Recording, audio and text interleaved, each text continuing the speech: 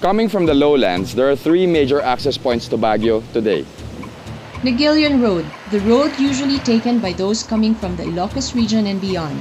And during the early years of Baguio as a city, it was the only major passable route from the lowlands.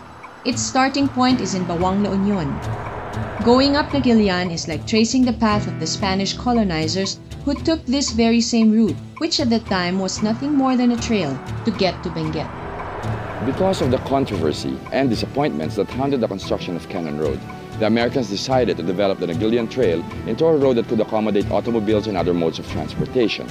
It opened in October of 1911, and a month later, the first automobile traveled its length. Then there's Marcos Highway, recently renamed Ben Palispis Highway.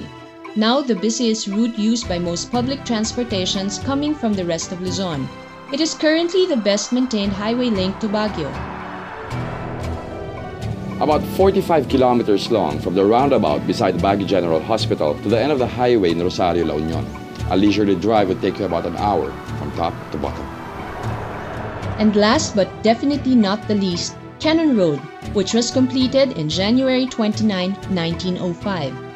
Its construction a feat of epic proportions. It was initially built as a prelude to the building of a railway from the lowlands up. Despite the much better condition of the other two roads that lead to Baguio, Cannon Road, charming and treacherous, beautiful and dangerous, remains the most preferred choice of travelers going to and coming from Baguio.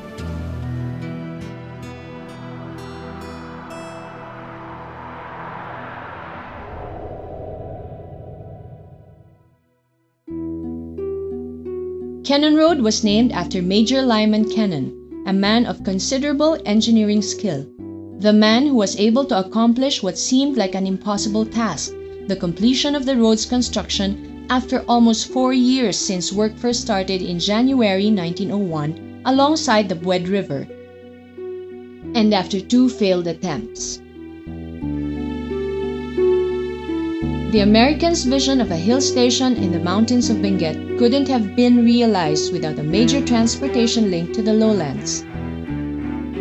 For the hill station project to be a success, an efficient system of transportation that would connect Baguio to Dagupan was essential. Dagupan then was the foremost city in Pangasinan and the northernmost railhead in Luzon.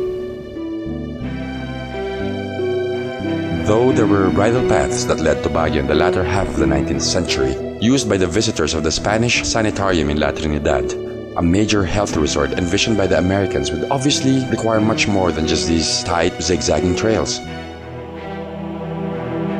The original proposal for the Benguet Road project contained 2 components, a wagon road that would pave the way for a railway eventually, and according to Charles Meade, the first person who headed the construction project, the former would only cost $75,000, and the latter much higher at $2.6 million, his first costly mistake. He also projected that the project could be completed in only 1 year, his second mistake. Construction began in January 1901, but work was stopped 6 months later due to the start of the rainy season.